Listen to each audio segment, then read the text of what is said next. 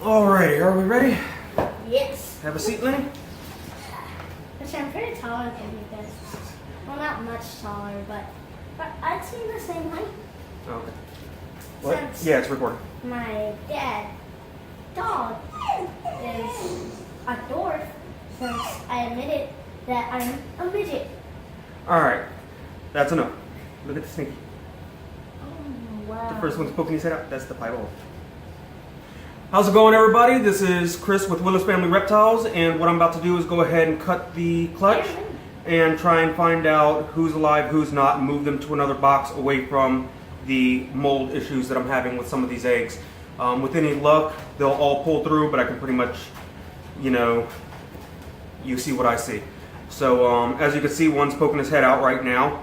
He is the one I posted a little bit on with my video I posted earlier today, and that is the piebald.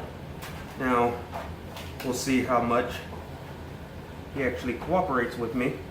And let's see, let's go ahead. I'll do you in a minute.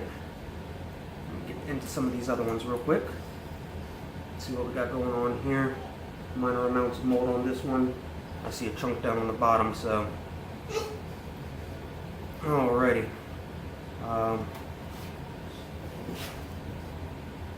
Just hoping for the best. Wish me luck, people. I have no idea what to expect as far as the condition of these eggs go. On top of that, it's my first time cutting a clutch, so. So you gotta be careful. That's right. Although it's a family. Is this? This one, I hope is alive because what I'm seeing inside is very promising. Is this If a it's alive. sorry video? And looking at eggs since we didn't have anything fun on Sunday. Not look promising at all.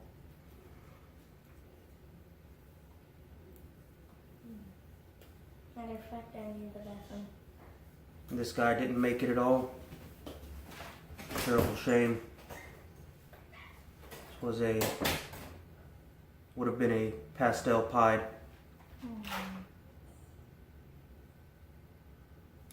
And he was one of the better conditioned eggs out of the ones that had signs of mold, so I'm still going to check each of them. These are the two I have the most hopes for. I'm going to get these ones out the way just because I'm pretty sure of what to expect and I just want to get it over with. Hopefully that little bugger doesn't bite me while I'm in the process. Yeah, these eggs are still very firmly stuck together too.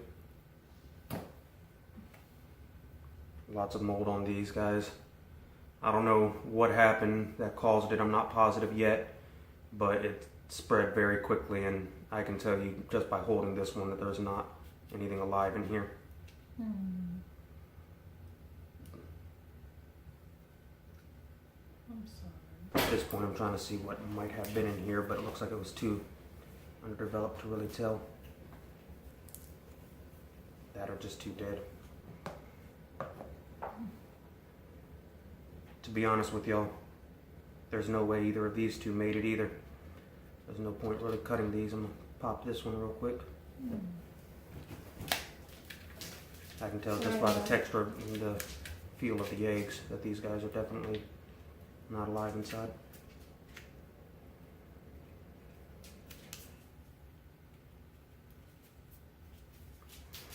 It's a shame. All the eggs were actually looking really good up until about a week and a half ago. That's when the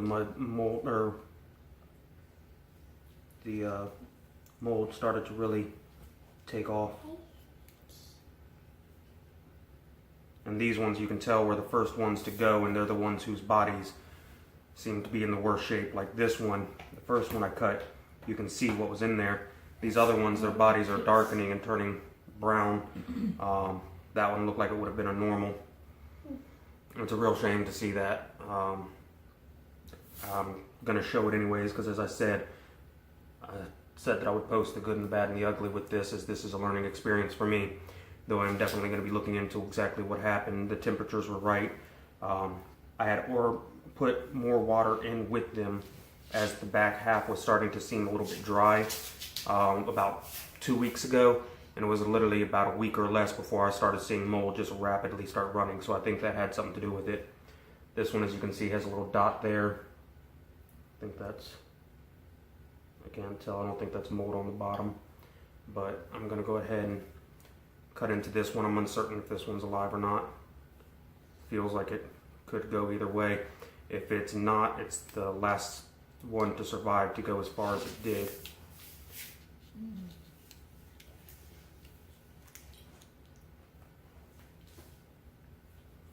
It's looking like it might be. It's hard to tell. I know some people say when they start to mold or die, you can leave them in. They'll still go, they won't affect the other eggs, but as you can see, the mold spread. Now, I think that might not necessarily be, this one's alive, by the way, folks. I'm trying to get my hand off here. And it's looking like a pastel. It's very hard to tell.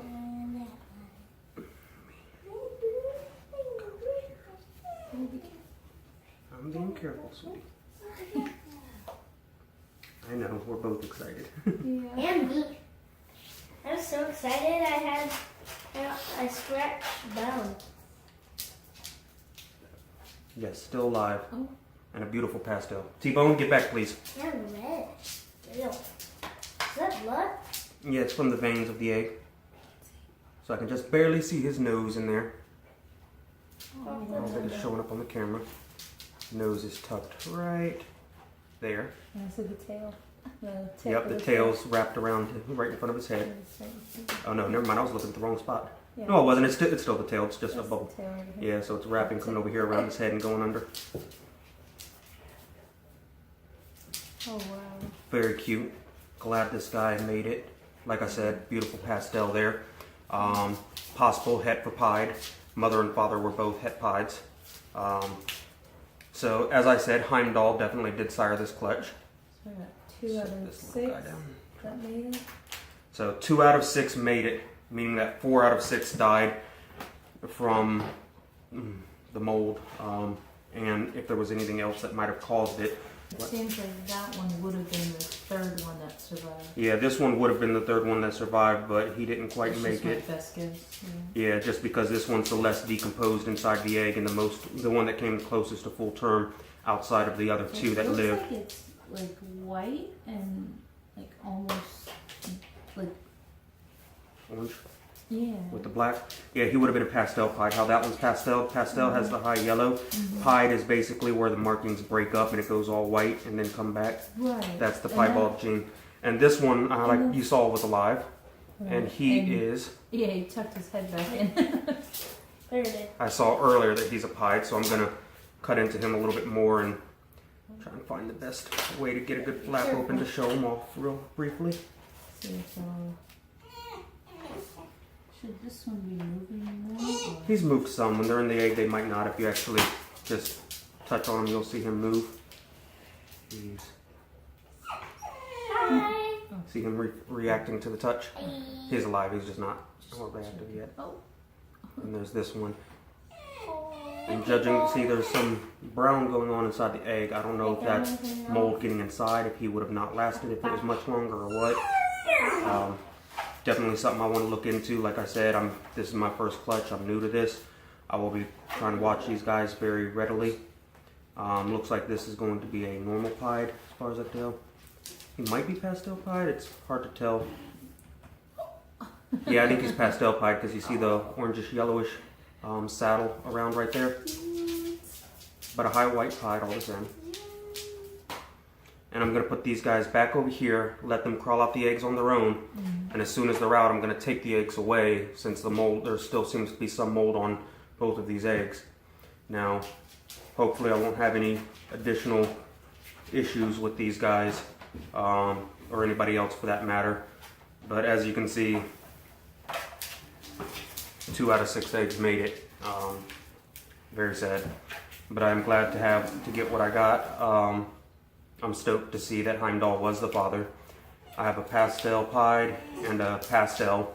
And on my next video, after they come out the egg, I'll clean them up a little bit and I might show them then. If not, then I'll show them after they have their first shed, and that's when I'll go ahead and sex them and find out what we got as far as male and female goes. Again, if y'all have any information as far as what may have happened, anything that causes mold other than the water, obviously, because as you can see, they're on egg crates. Where the mold is on the bottom, it seems to be wrapping around the eggs and getting on it. Not so much that it came from the bottom. Because like I said, it's on egg crates. It's not really, this one doesn't have any mold on the bottom at all. It stops with that line right there. They're on the diffuser. They're lifted up from the media. They weren't touching the moisture. The temperatures in here, they kind of varied from one end to the other because of the incubator, but I kept them all towards the back, and I got a relatively consistent reading of, you know, right around 91, 89 to 90, and then, you know, 88 to 89 right in the section where the eggs actually sat in the incubator. So it was, the temperatures were right where they were located in the box. It's just when you got over here, it would drift down further down to 66, 65 as the heat tape is in the back of the incubator and the front wasn't holding the temps as well. Next year I'll definitely be using a better incubator. But again, let me see here. Let me show you.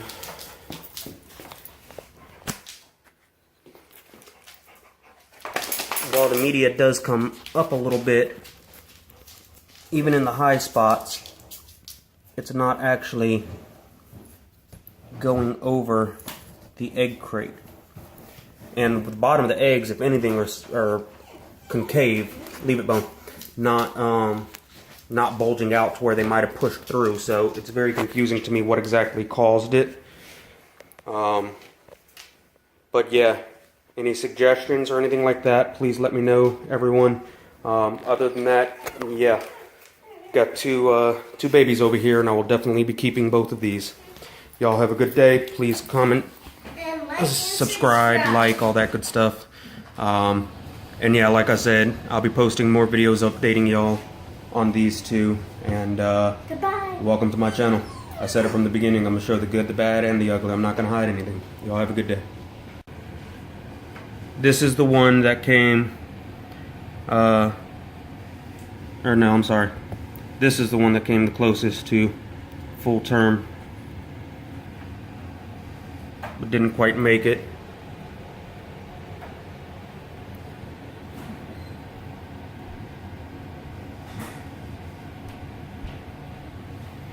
And these are some of the others. As you can see, there is a lot of mold on this guy, and that's the bottom of the egg. As you can see, the vermiculite doesn't actually come over any of the egg tray, maybe right along here on the side some, but none of the eggs were against the side. I added water, and it was about a week later I noticed the mold just start taking off. These two were the first to be affected, and the ones that looked the worst, that had me wondering, is it possible that these eggs somehow died and the mold was caused by that? I am highly uncertain.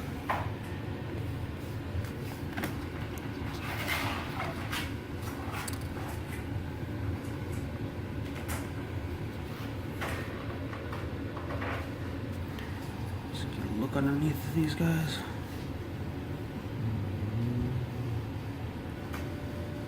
It's real bad right there.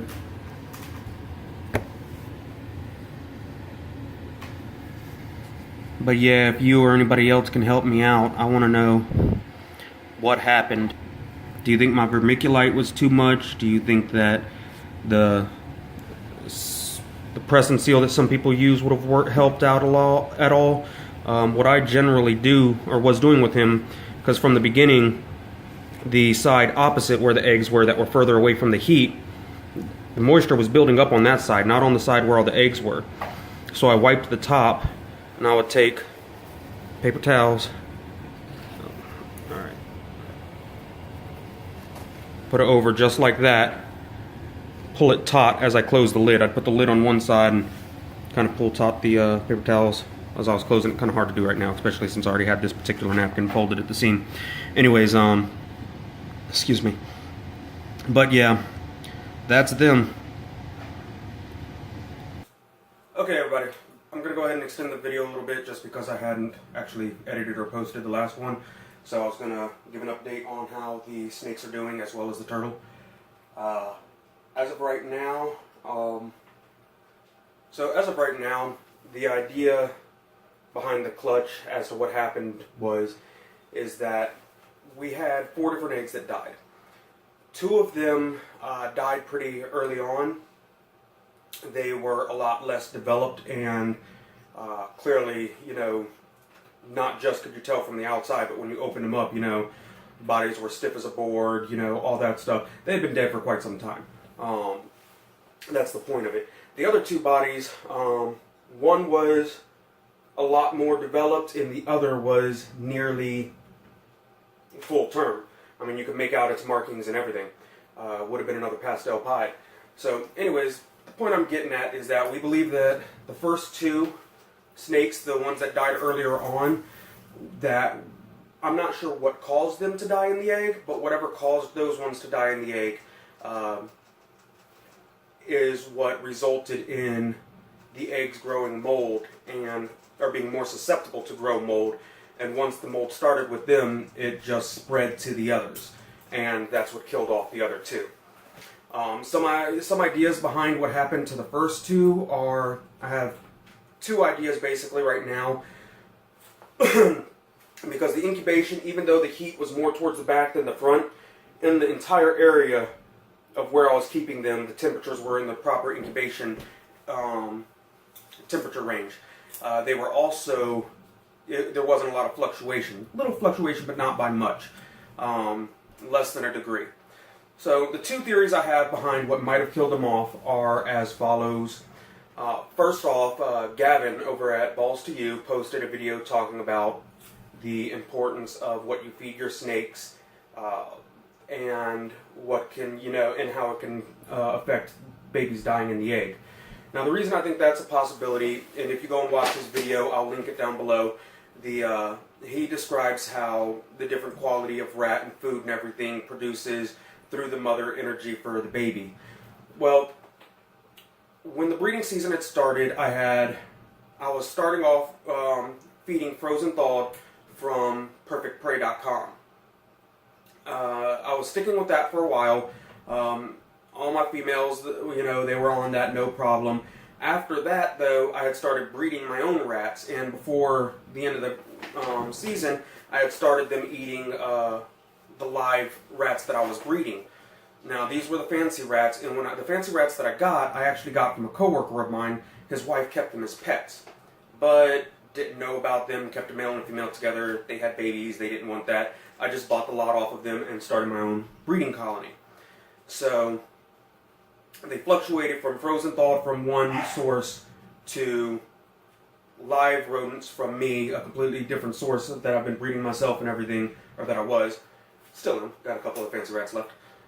So there's a possibility that when I was beginning to feed to breed the rats, that, or just in the fluctuation, that the quality terms, you know, varied to where the female didn't get all the proper nutrients and everything to the babies that it needed to.